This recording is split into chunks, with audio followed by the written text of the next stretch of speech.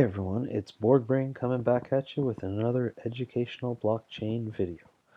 This one is concerning Sora Networks, specifically uh, farming for PSWAP token with Uniswap LP tokens. It also works with Uniswap LP tokens in a total of 6 trading pairs. So it's 3 trading pairs, and each trading pair is mirrored on Uniswap as well as Uniswap. So 6 total pairs. And with those pairs, you can farm PSWAP tokens. Um, it'll be another one of these videos. I'm going to ramble on about a couple other things. I got a few tabs pulled up, and it all kind of tie together in the end. Hopefully, if if you watched any of my videos, enjoyed any of them, then it'll be more of the same. This is for educational purposes only. This is not financial advice. Do your own research. Be safe. Have fun. Like I say in every video, I'm just a guy on the internet. You don't even know who I am. What is Borg Brain? Where am I? You know, don't just trust me and don't follow any. I don't care who it is out there. I have a lot of people that I listen to. There's a few, kind of influencers or researchers and stuff that I talk to that I trust their opinions. But like, if you're laying down your own money, if you care about it, if you're worried, if you're not playing with money that you're okay with losing, if you're actually genuinely trying to invest in the blockchain space and find good picks and you care, then do your own research. If you want to be a silly monkey running around throwing money in degenerative gambling and all sorts of sketchy weird corners of blockchain space, then you know the it'll all happen the way it was supposed to happen. I don't want to seem like a dick when I say this, but uh, you're gonna get what you deserve. Okay, to put it very bluntly, if you go fooling around with all this stuff and you don't do your own research, you're gonna get what you deserve. There's a certain amount of personal responsibility that comes with playing around with the blockchain space. Not saying you can't play around like a monkey. I'll be doing some playing around like a monkey in some of these future videos. I got a couple ideas cooking, let me tell you. But the point is do your own research. I'll hammer it home in every single video. I think it's really important. Anyway, this is also a video for Crypto Society. All the relevant links, everything I'm going to cover here is going to be in the description, and then Crypto Society, you can come find us. The other YouTube videos, Twitter, Medium, Telegram, etc. And yeah, you can find me on Twitter or in Telegram. DM me or give me a follow, like, subscribe, whatever. Anyway, let's get into it. Sora Networks and PSWAP. So PSWAP token it's going to be a token for the PokeSwap thing that they're building. But anyway, here, so let's start with this. So Soramitsu. Soramitsu is a private company. It is, as it says here, a boutique fintech company specializing in blockchain technology. Wow. Uh, that sounds really classy the way it's written there. But anyway, so Soramitsu created Sora Networks. Now, I'm just going to mention this really quick because this is crazy. They actually teamed up with the National Bank of Cambodia, the central bank of Cambodia, and created the Bakong project, which is essentially it's a CBDC. And what a CBDC is, a central bank digital currency. So early in 2020, China released a small test net in 5 cities, in neighborhoods in 5 cities, for their digital yuan, and then have expanded the program. I don't know where it is now. I think that might have been the first CBDC, but not really, because it wasn't like available for everyone. Bakong released right around like October sometime, and so there's like an app and everything, as you see here. So anyone in Cambodia can use this, and they get digital blockchain-based currency issued from their central bank, and then they can make payments and stuff with QR codes on their phone. This is nuts. So just, there's a few things about this project and this team that are just next level. So just do your own research and stuff. National Bank of Cambodia. Possibly, depending on how you define it, this is the first central bank digital currency on the planet. Might have been digital yuan, and depending on how you define it, it might be one that hasn't, been implemented yet. But this is crazy. So anyway, Sora Networks. So Sora Networks is basically like they're trying to build a blockchain. The flagship project at the beginning is going to be PSWAP, which is a cross-chain decentralized exchange, and then there's going to be a whole system. And these guys have really thought about a lot of stuff. Um, how when they've made updates about what they're doing and all that kind of stuff, like what their plans are for this or that. Always they surprise me with how different they're thinking. So, objectively, when you go being really experimental and pushing the boundaries and trying to, forge your own path going ahead, as opposed to sticking with kind of the what's been done before, there are inherent risks. Um, you're moving all the goalposts as you're moving, and how do they reorganize? Is that going to be a functional system? So I don't know, right? Um, but I really like this project. I've been following it for quite some time, and I think you should look into it a little bit more. Now, just going back here, the central bank digital currency, the Bank of International Settlements, which is a massive non-governmental international organization that does a lot with policy and working with governments, corporations, and banks and whatnot. Um, they published this. Now, this was right after I can't remember the name of it, but Swift Network do um, a yearly, was it in Davos? Oh, no, not Davos, Sibos. I don't know if I'm pronouncing it correctly. Sibos, I believe, is what it is. So this year was the first time they had to do it all digital because COVID and whatever. But it was the first week in October, and I was watching it really carefully, but not a lot of like the juicy stuff was really coming out of, um, the whole conference, the week-long conference. But um,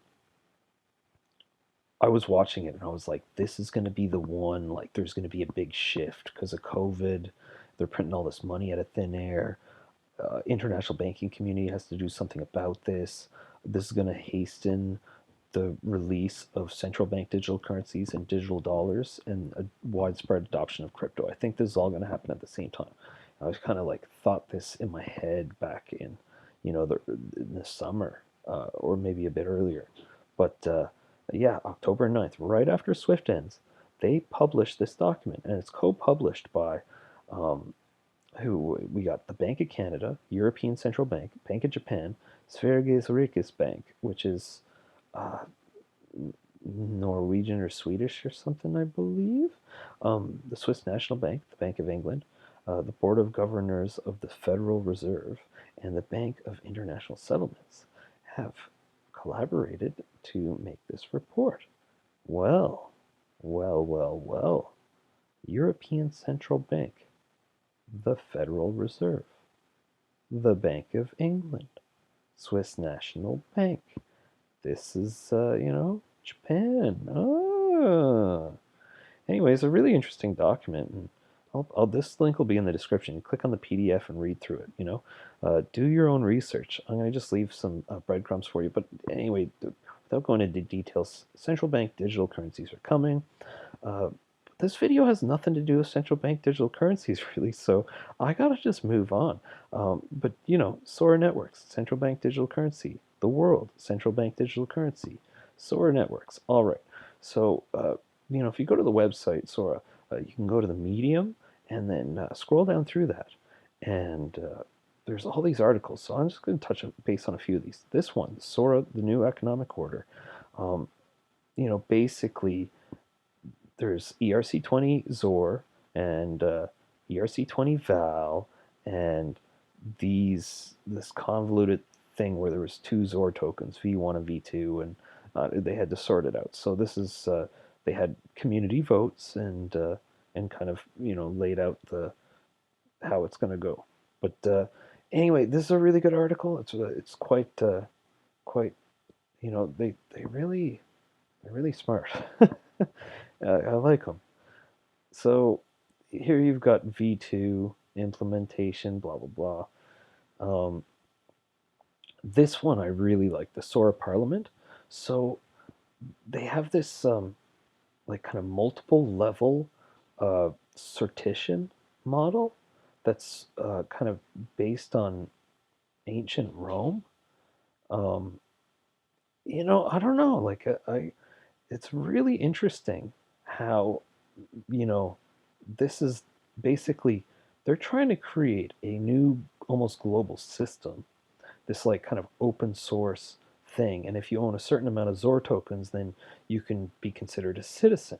And then citizens propose agendas to the agenda council, and they so then set the agenda. And then there's interest panels, which are kind of like ministries, and they go to the review panel, and then you have monetary policy committee, and there's draft proposals, and then you have a financial markets authority. So you have governmental bodies, and you have policy juries.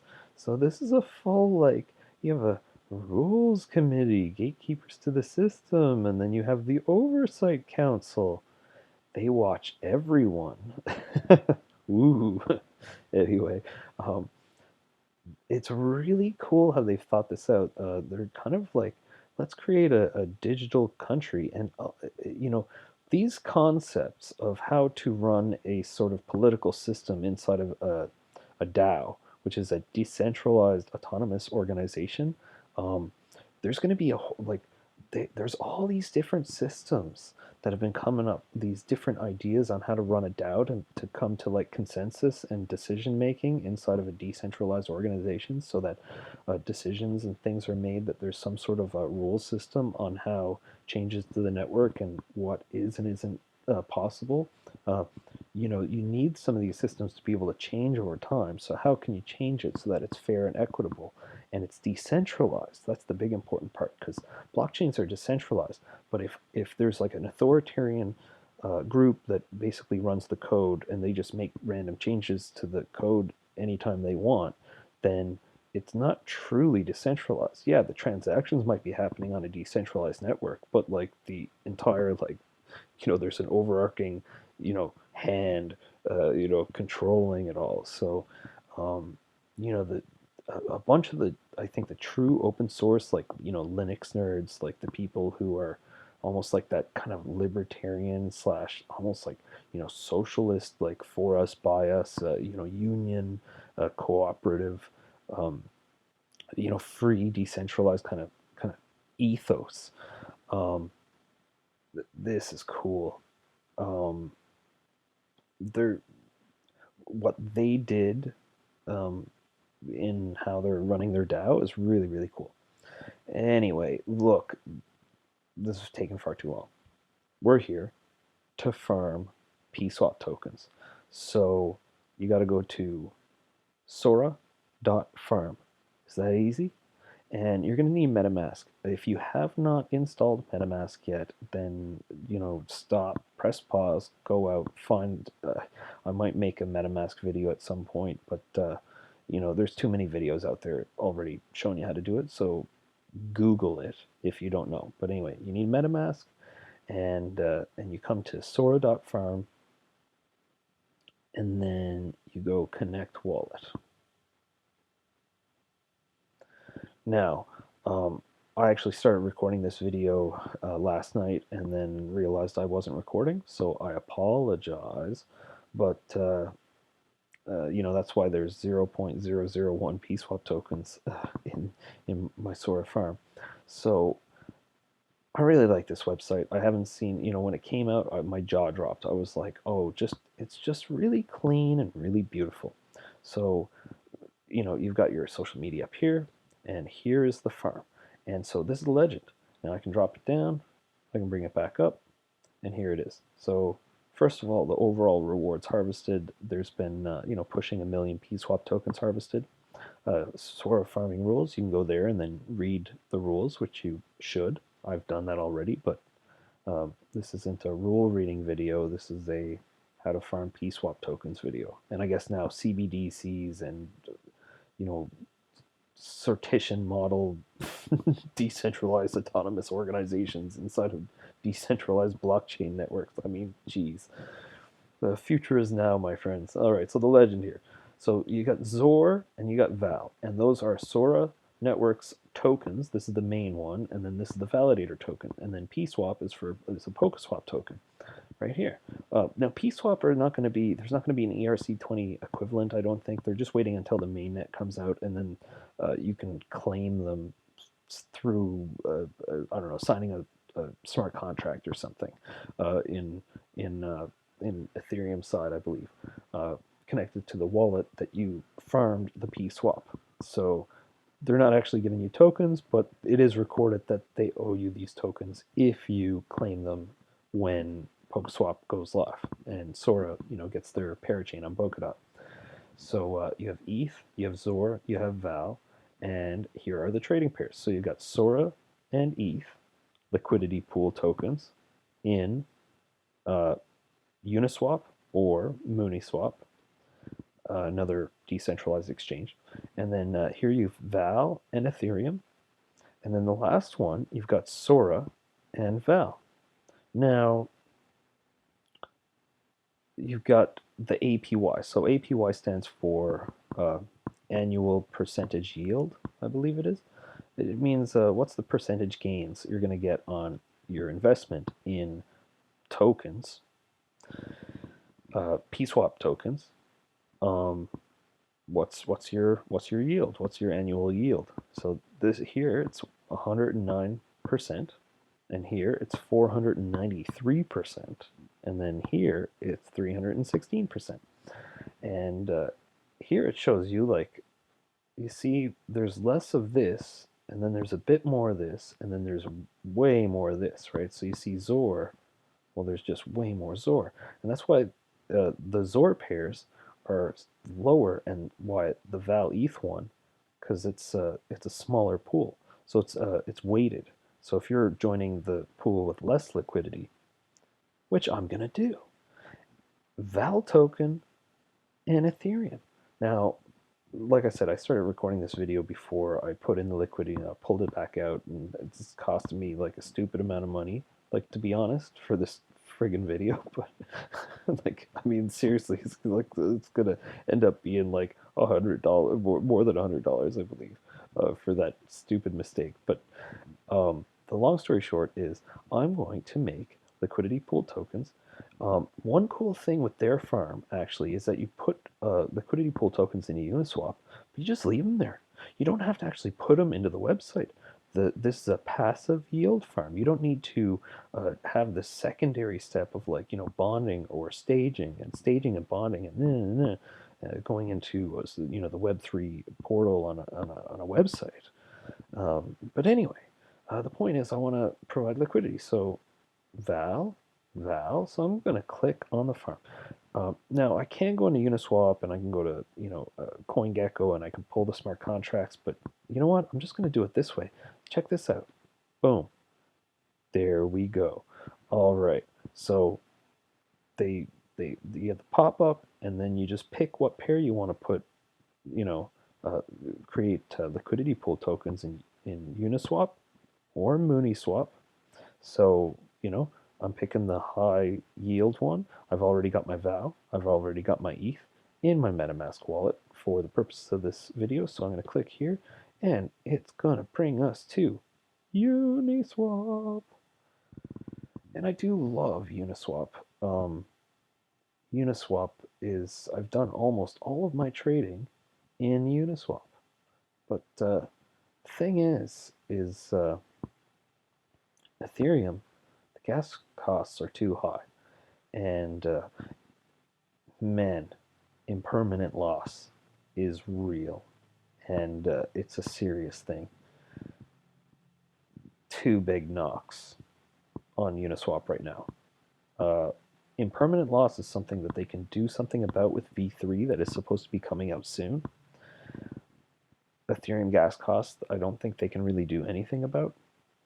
I don't know. We'll see what happens with Uniswap, right? But I am excited for V3 to come out, and hopefully it gets cheaper. But anyway, so here, add liquidity in Uniswap. So go max, and so you know how to check this. You go see my balance here is 0.66 ETH, but it's 0.5 here, so that's my 50% and 50%.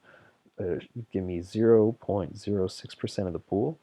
So you know I'm a little fish in the pond here. So I hit supply, confirm supply. We're making LP tokens in Uniswap, so it's going to be expensive as hell. That's no good, and I gotta bump it up because this is gonna take forever. So $21, right? It's painful. It's painful how much this costs. But you know what? The reason why it costs so much is because Ethereum is so darn popular. You know, that's it. If if all the other systems were, you know, like it doesn't, on some level it doesn't matter how much the gas costs are, because if no one's there, then no one's going to use it, right? So we all complain about Ethereum gas costs, but we're all using Ethereum. That's why gas is so expensive. But man, is it painful, and boy, do I hope they figure out how to scale at some point, you know. I did a couple videos on BSC, Binance Smart Chain. Uh, I probably will do one or two more in the not too distant future, just because the gas was so cheap. It'll allow me to make videos without bankrupting myself, to be perfectly honest. But I'd like to explore Matic network. I've previously set up my wallet for videos. I started recording videos in the fall, and I never, uh, I never actually published them. I scrapped them all, and I just started making them again recently. But I did prepare my MetaMask wallet to plug into, I added custom RPC so I can interact with Matic, and I'd like to, explore a bit with Matic at some point. They've got very cheap transactions as well. I'd like to try XDAI, and I'm really excited for Plasm Network. Full disclosure, I'm a Plasm Network ambassador. I do customer service just free. Never gotten any tokens, never gotten any money. Full disclosure. But Plasm Network are basically implementing Ethereum 2.0 on Polkadot. So I'll be talking about them at some point in the future. Maybe I'll do a video on, I don't know, setting up a node on Dusty, their test network. That's kind of super advanced, but maybe I'll do that for a future video. In any case, Borg Brain not shutting up again. I've I've created my LP tokens. So if I go into Sora, back into Sora here, basically, let's see if I refresh the window. Oh yeah, so here it is. So as you saw, I just went to Uniswap and I made the liquidity pool tokens, right? That's it. And here, my position, right? That's this is my value I just put in, okay? And you you see my MetaMask. Now the liquidity pool tokens are technically in my wallet, FYI.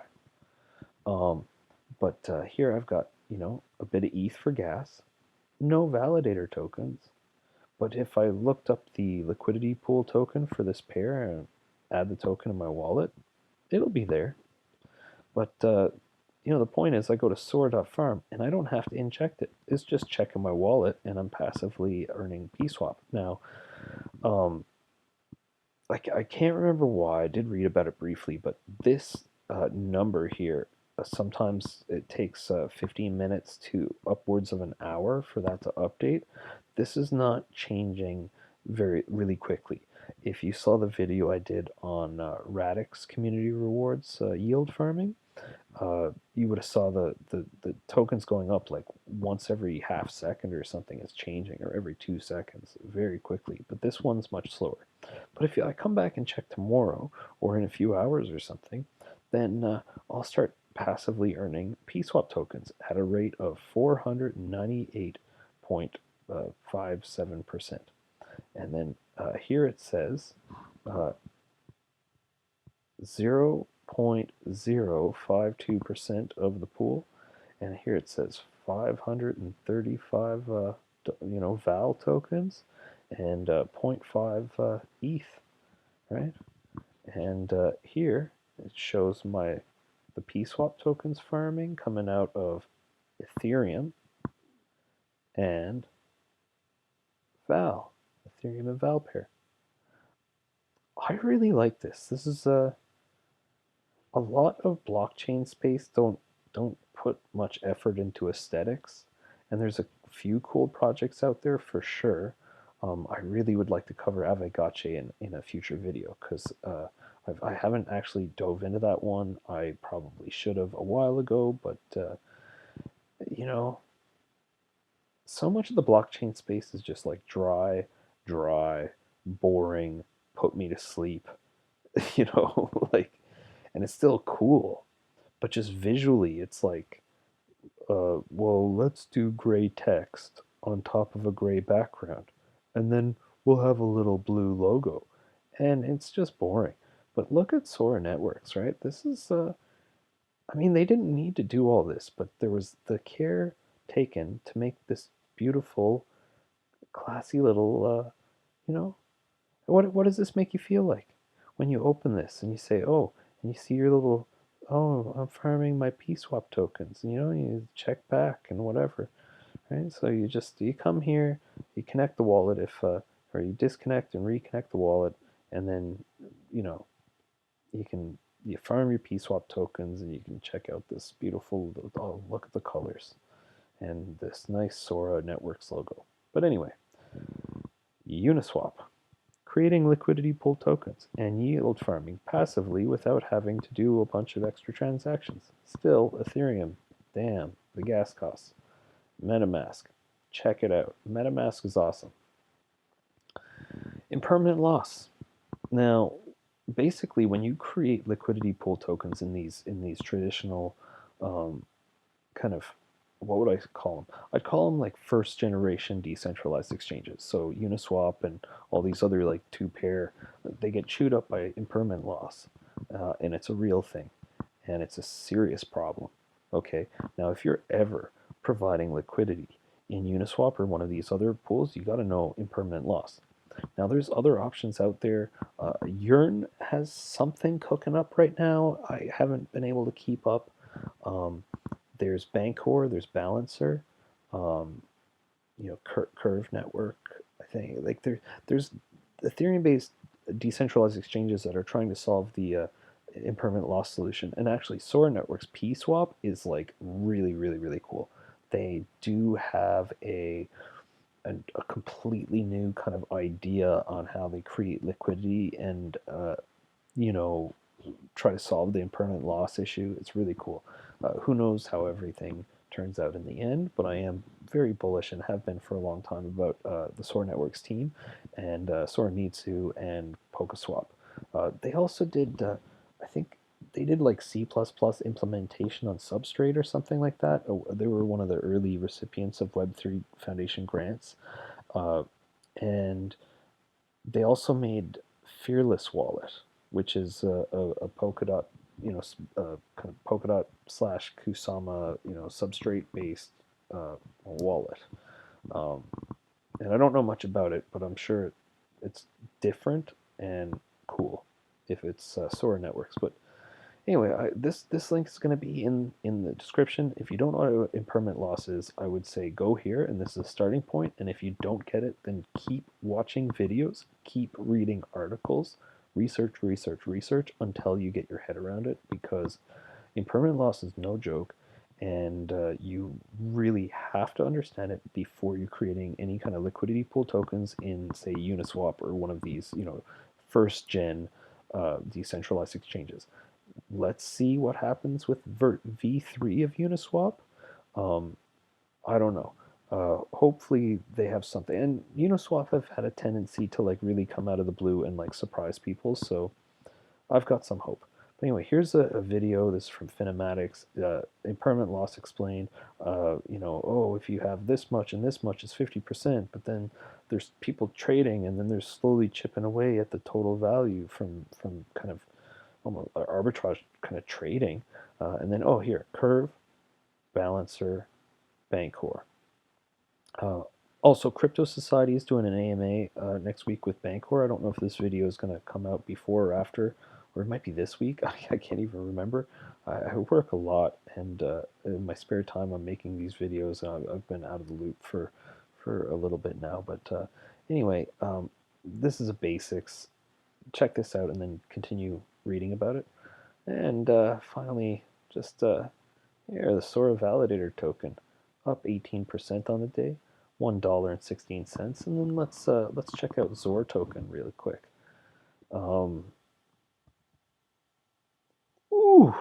$155, 16% gain on the day. Cool. Well, anyway, that's about it. Farming PSWAP tokens by creating liquidity pool tokens. That's it. I hope you enjoyed the video. Like, subscribe, whatever. I'll keep making them. I don't know if I'm ever going to run out of ideas for these videos, but I feel like I'm good at coming up with ideas, but I have this fear that I'm going to run out of ideas for the videos. I don't know if it's going to happen, but it's kind of freaking me out, because at what point are you like, what else am I going to write about? If I run out of ideas, I'm just going to stop making videos. So if you like these videos, then give me some suggestions, please. If I get a list with like 40 solid topics that I'm like, I could do these, then I think I could just like chill and not have this like really slight gnawing anxiety over what have I gotten myself into, because I'm determined to be able to post one video like this a day for the rest of 2020. I don't know if I'm going to be successful at that or not, but that's my plan, to just try to show cool things in the blockchain space, and hopefully help some people do their own research, basically help people figure out how to do things. That's what I'm hoping to do. I'm not really if I was planning on trying to influence and like make money and tell you like, hey, you should buy Sora Networks, because if not, you're whatever, like, I don't know. There's a lot of baloney out there, a lot of pure baloney. Okay, on YouTube, there's a lot of baloney with these influencers. I'm not naming names. I don't want to do that, but um, don't. If you're looking at someone and they're talking about stuff, then like, just do your own research. This is like not the only project in the world. They're planning on launching on Polkadot. I'm bullish, but like, I only know like maybe 5% of projects in the entire blockchain space, like even 5% about that project. So I know like less than 1% of 1% of anything, essentially. Okay? So I'm literally just a guy. And a bunch of stuff I said in here might be factually incorrect. Okay? Full disclosure. And that goes for every one of my videos. So just treat it like that. And make sure you do your own research. Most important thing you can do. So you can make informed decisions and not end up being like, oh crap, or I lost all my money because I'm an idiot. Don't do that. I've done it.